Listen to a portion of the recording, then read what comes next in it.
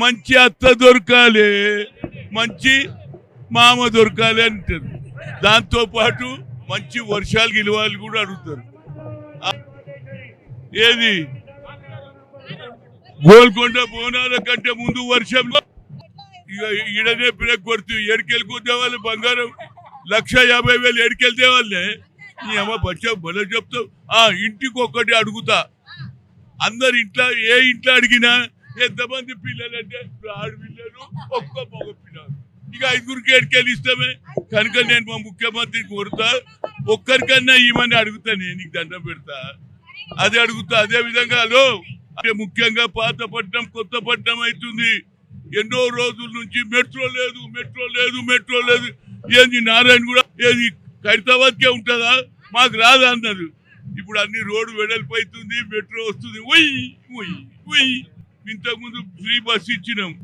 అదేవిధంగా sports city, new city అన్ని చేస్తున్నాడు. అదేవిధంగా మహాత్మా జ్యోతిరావు గురుకులల్లా పొద్దున బ్రేక్ఫాస్ట్, లంచ్, బట్టలు ఇస్తున్నారు.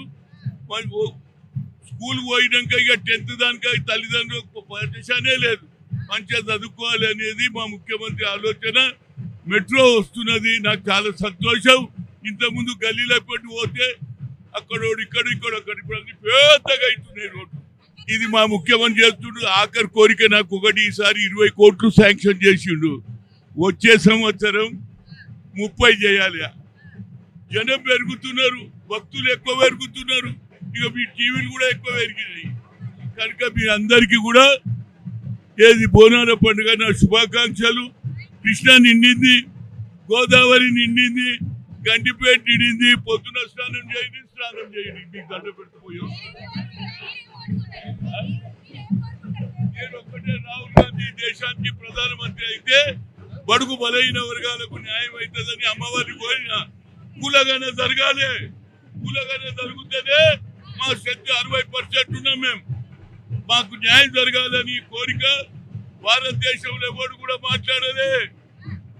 నరేంద్ర మోడీ अपने आप को ఓబీసీ बोलता, ఓబీసీ కా కుछ नहीं करता. అగ్ర కులాల్లో పుట్టినటువంటి రాహుల్ గాంధీ గారు కులగానే అన్నాడు, జితనా హిస్సేదారీ ఉత్తి భాగీదారీ అన్నాడు. We come to the power, will conduct caste wise census అన్నాడు. కాబట్టి అది జరిగితే మా అందరికి న్యాయం జరుగుతుంది. వైరావరణ అమ్మవారి